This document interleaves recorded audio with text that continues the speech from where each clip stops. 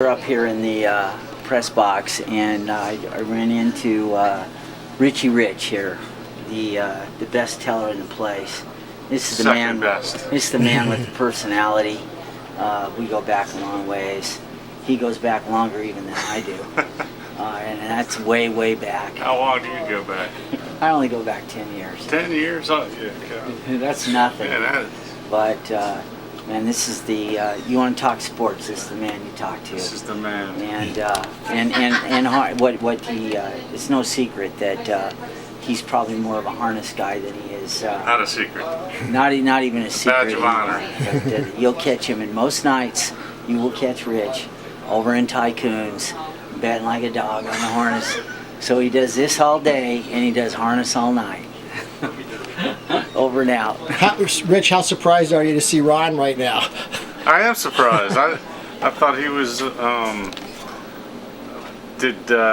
do you call those? Go to California and give seminars? Oh, yeah. Yeah, that's my real line of work. I had no idea he moonlighted as a photographer. I know he moonlights as a handicapper. I got you. Yeah. So I got to do something during the day to pay for that. So Yeah, you need two jobs. The experiences I've had in life with horse racing covers most of the ground. So I thought I'd try one day in my life with the media here and see how it works. So it's quite a treat here to run into Rich. It's obvious you took the elevator up here and not the steps. I'm still out of breath.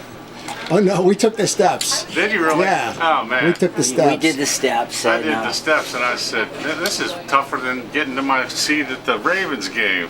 Well, you know, the tellers and the bettors, we need to get our workouts before the races too. I always say gamble on a full stomach. Yeah. Oh, I hear that. So you're working today up here. This is great. I just asked if there was a live teller here. So. Just barely. They move you around though. I mean, you didn't know. Did you know you were going to be up here? When do you find I had out? a feeling because I was here last year. Other than that, you just check in that day usually, and you see where you're assigned. How long have you been doing this? Well, I started in 1979 at Laurel Raceway Harness Track before it became Free State. 1 year before it was Free State. And I also worked Bowie in '79. So Bowie during the day and then Laurel at night. Right, I would double dip, and sometimes I would triple dip. I would do the I would deliver programs for Free State. Then I would do the mile track on a Saturday, and then I would go to the harness track at night. So Rich, now that we know that Rich has been doing this a long time, he's no doubt been at Pimlico for a lot of Preaknesses, right? Well, I went to the Preakness before I worked it, and my first Preakness was '77. Wow. And I was at 77, 78, and 79 in the infield. So you were getting into, where Seattle Slew was back in that That's time correct. frame somewhere. But what I want to ask you is, were you at Pimlico when the electrical went out that Yes, year? well, what happened was... And how crazy was that? I was in the parking lot, and I was the early man, so I got to turn my money in and leave. And then I come in here, and it's all dark and hot, and I said, I'm dumping my money and getting out of here, right? Because I had the harness job that night also, so I said, this is a calamity. I don't want to stick around here. I turned my money in the dark and got out of there, and I don't recall. Did you have any other issues with that electrical outage that you can remember? I was in and out. In and out. Okay. Yeah. What year was that? Don't know. Were you I can't here remember. then? It's been Were a you while, here? but 98. 98. Yeah, You were here? yeah. I've been the ad guy since 1993, and I had to get an ad in the paper the next day, apologizing for it. I found out how to do that. You know, we got an ad in the Sun the next day. Joe wrote a letter of apology to the fans, and is that Joe DeFrancis? yeah. Yeah, and it was funny because there was nothing funny about the day. I mean, if they don't get the power back on, there's no Preakness. Because the starting gate, that was the other thing. So we see these guys, the guy who was physical guy, that physical plant guy, sees a guy standing out here by the box with a book. So it was Baltimore Gas and Electric had a tent, Corporate Village. Joe grabs them, they shoot into the village, and they get some real guys. They come out and they Up here on right there. Yeah, like, right on the roof out here. Yeah, right. No, the outlet box is on the ground. Okay. Yeah, and they got some real hot level guys, and they fixed it. Thank God for corporate sponsorship. It's kind of it's really kind of just kind of really almost scary to think about what could have happened had they not run the Preakness that day.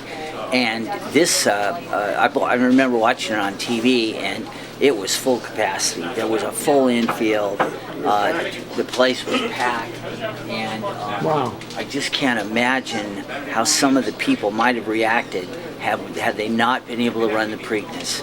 So, with how long did that go on? How long was the outage? An hour and a half, I guess. But the point is that betters are betters, and the infamous Bowie racetrack train wreck. People in 1961, people are running to the windows, bleeding, with paper towels wrapped around them to get the bets down. wow, That's the sport. Oh yeah. Interesting. And then we're kind of talking about racetrack disasters here, and that one I was unaware of the train wreck. 1961.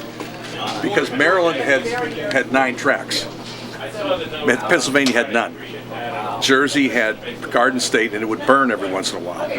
And so this was it. In 9 tracks, we had slot machines in Anne Arundel County, and this was like Little Vegas, which it is again.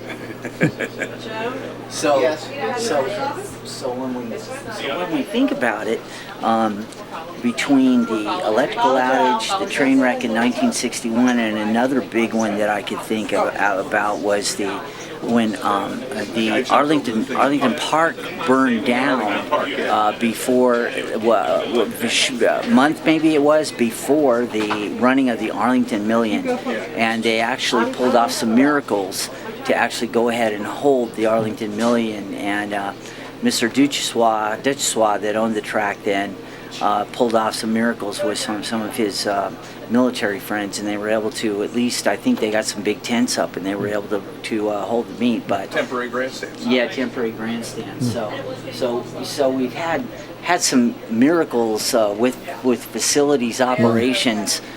With the racetracks to keep some of the big marquee events moving. Well, the next year though, the 124th Preakness, the nut job jumps over the 8-foot wall and punches Artax in the face. Guy's a complete wacko.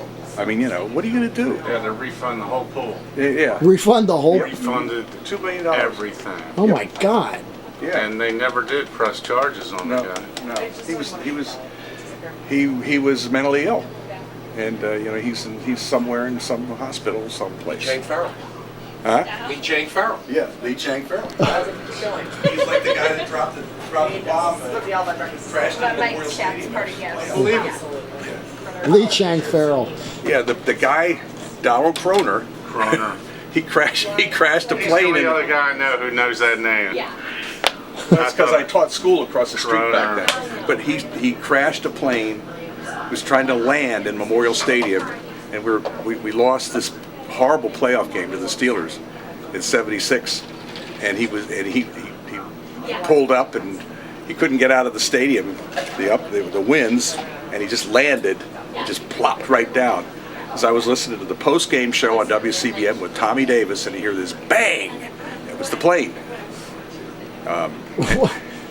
You mean with the thing? What he wasn't trying to crash. He was trying to just buzz the stadium. Buzz the stadium and land. Land in the stadium. Land in the stadium. Yes. During the game. And let me tell During you, the game? Well, the game was such a blowout. It was 40 the to crowd 13. left early. Okay. thank and God. when he crashed in the upper deck, there was no. Oh nobody wow! there. Because the there. game was such a blowout. was out. Otherwise, It it had been, had been a overtime close game. game. But when we got the Canadian League team here in 19, what was it, 94, you'll never guess who one of the apps was for season tickets. Donald Croner. He was out of the insanity ward by then, and he applied for season tickets. And I said, we can't get the. I said, maybe we better give him the tickets. He'll get in one way or the other. But I taught at school back then, and I taught at the school across the street, Eastern High School, and he dropped 2 rolls of toilet paper in. Just wanted testing the wind, literally. It was like he's dropping things in the stadium that week. He's buzzing the stadium and dropping things in the stadium. Nobody's, what the heck? You know, he took off from Martin Airport. And it was long before 9/11. There was no coordination between. I mean, they reported it at the school or the school board people, but I mean, you know, so some guy dropped toilet paper on the stage. You know, this was Wow. this So that was a whole coordinated effort Oh he was yeah, doing. well, he was practicing. I mean, this place has been here a long time, Yeah. and you know, you're going to have. I mean, I'm sure there's plenty of other things that we don't know about. I know he's been around a long time, and you've been around a long I time. was there for the fire at Rosecroft. We could do. The fire at Rosecroft. Yeah. I don't know about that. Grandstand, the fire was coming out the back window, and my buddy says, fire. And he was a fireman, so he ran inside and That's insane. got a fire extinguisher and told whoever needed to be told, and they actually caught it in time to save the clubhouse. Wow. The grandstand had to be shut down and rebuilt, but So And- Rosecroft, another and they built the Maryland new racetrack. grandstand in anticipation of slots, and they never did use that second floor. It was And we just Still there. entered into a contract. Maryland Jockey Club just entered into a contract to buy it. So Rosecroft been through a fire.